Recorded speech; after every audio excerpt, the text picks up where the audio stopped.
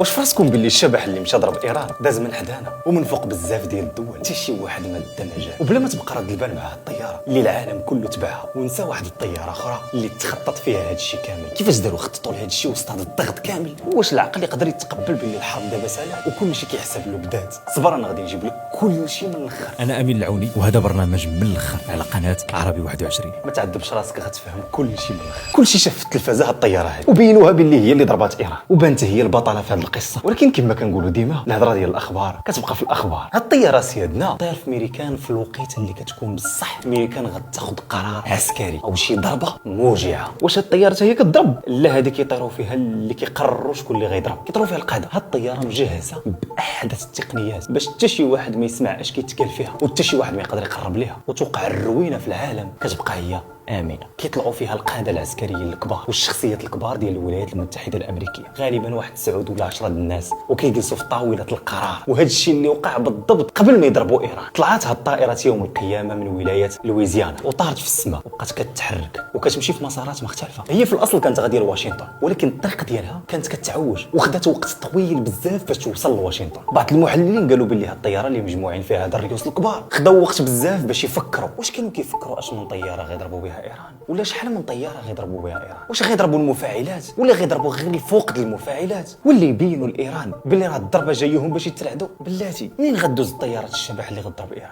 هذه كلها اسئله باينه كانت كدور في ذاك الاجتماع. هذا غير تكهن درامي لست بساحر. الالاعيب اللي تقرات في طابله فوق السما ديال الميريكان من عند الريوس الكبار باش يديروا خطه ذكيه كيفاش غيضربوا ايران، اولا صبر خطه اذكى كيفاش يخرجوا اسرائيل من الحرب مع ايران. علاه هما ماشي يلاه بداو الحرب غيساليوها؟ صبر معايا.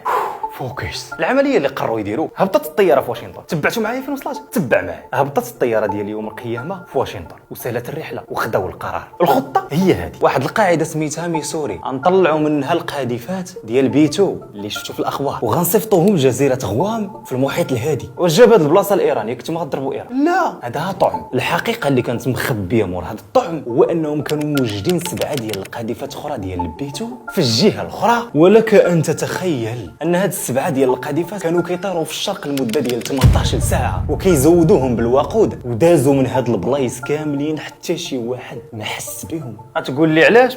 كيفاش حتى شي واحد ما حس بهم؟ والرادارات ديال الطيارات اللي كيبينوا شحال طياره داخله في الجو شحال مالهم ما خدامينش. اقري ولادكم لا، راه الناس خدامه من الرادارات. القاذفه ديال البيتو راه ما كيشدها لا رادار وما كيعرفها فين غاديه غير الله سبحانه وتعالى. هذه راه اقوى سلاح جوي صنعته امريكا. فاش كنا حنا مضاربين كيفاش نحلوا ايميسين، الطياره اصلا كانت منين قربات القاذفات باش تضرب الاهداف ديالها في ايران ماشي جات ودخلات. طلعت الغواصات الامريكيه ب20 صاروخ بري قبل ما يضربوا من السماء، ضربوا من البحر. زادوهم طائرات مقاتلات امريكيه طلعوا في السماء باش يموهوا الدفاع الجوي الايراني على الطائرات اللي غيلوحوا القنابل. القاذفات ديال البيتو كانوا عندها 3 ديال الاهداف، 3 ديال المواقع نوويه رئيسيه، لحوا 14 القنبله. هاد 14 اللي كنهضروا عليهم خارقه للتحصينات، مدمره الجبال. كيقولوا باللي كل قنبله طاحت فيها 13 طن. ومن الاخر باش نجيو نيشان، كان هذا استعراض من الولايات المتحده الامريكيه على العالم كامل ورساله لايران بحال كيقولوا لهم ديريكت. انا عندي البيتو مطرقه منتصف الليل كتفيق من النعاس. النعاس منين كتشوف هاد الطياره كتحس براسك شحال حنا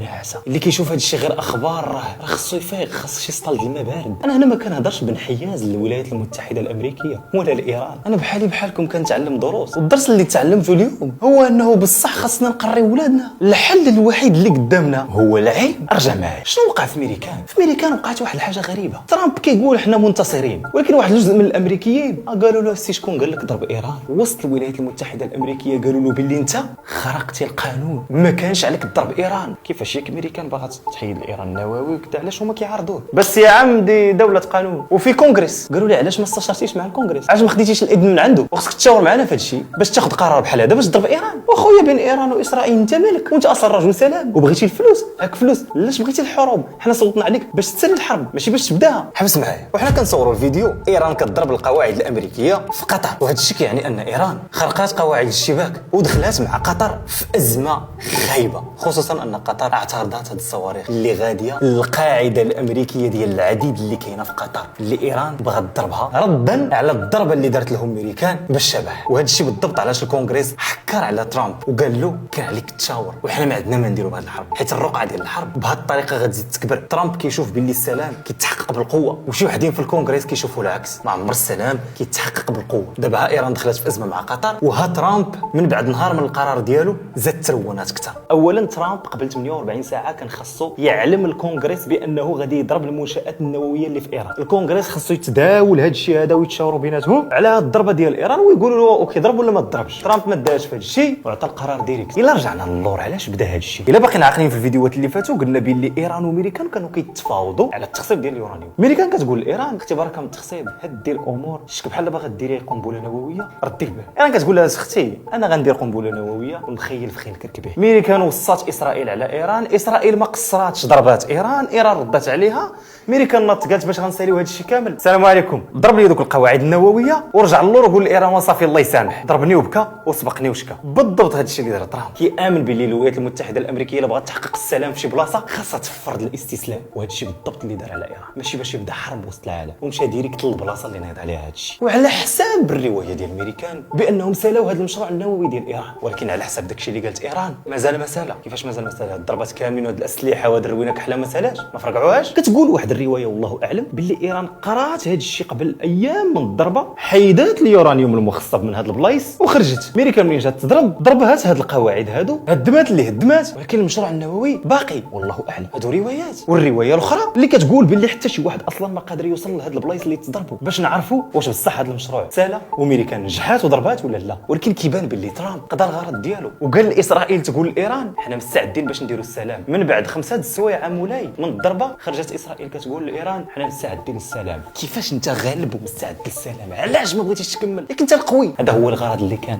لان الحرب ما في صالح حتى شي واحد. وديك الهضره اللي كنا كنسمعوا في السوشيال ميديا كتخلع بزاف ديال حكا غيضربوا هاد القواعد وغيولي اشعاع وغيوصلنا، ما يمكنش. امريكان عندها مصالح في الشرق الاوسط وعندها الخليج كله معاها، تضرب مفاعلات نوويه باش تقتل عباد الله في الخليج، وهي عندها مصالح اقتصاديه سياسيه عسكريه، قواعد ديالها تما ومواطنين ديالها تما. شي حوايج ما كيدخلوش للعقل. حتى اقوى دوله في العالم دابا ما باغياش هاد الحرب، واللي كيبان وعرفت كيفاش تبدا بالضبط. كتضربوا كتقول له غير رجع الله. هادشي في نظر امريكان ماشي في نظر ايران. هادشي اللي كتشوف هي بلاتي الصباح حنا كنهضروا غير على امريكان. فين هي ايران؟ ايران في الدقه الاولى ردات سدات مضيق الهرمز، القلب النابض ديال البترول في العالم، البلاصه اللي كيدوز منها جزء كبير من الاقتصاد ديال العالم. الا مشات تبقى تسداه غدا غيبان لك المازوت طلع، السلعه طلعت، كساد عالمي. لدرجه ان امريكان هضرت مع الشين وقالت لها هضري مع صاحبتك ايران قول لها ما تسدش ديك البلاصه الله يهديها، راه الربع ديال الصادرات النفطيه كيدوز من تما، الربع اللي كيدوز في العالم. الا مشات تقاس نقدروا نوليو في نكبه ولا نكسه ولا اقتصاديه. راه الله يسر الا بقى هذا المضيق محبوس من عند ايران نقدروا نوقعوا في كارثه اقتصاديه في العالم، ازمات ديال بصح اكثر من الازمه اللي وقعات فاش نطل الحرب ما بين روسيا واوكرانيا اللي باقيه دابا. زائد ان ايران الى حدود الساعه وحنا كنصوروا الفيديو راه جالسه مع روسيا دابا، وكلشي كيتسنى هذا رده الفعل. اولا ايران غتكمل لان الشرعيه ديالها وديال القيام بالنظام ديالها مبني على المشاريع النوويه ديالها. الا مشات تسالات طاح النظام ديال ايران ولا تبتوا بانه باقي. نطلبوا الله السلامه وربي يحفظنا كاملين. ولكن اهم حاجه خاصنا نقريو ولادنا، راه سلاحنا حنا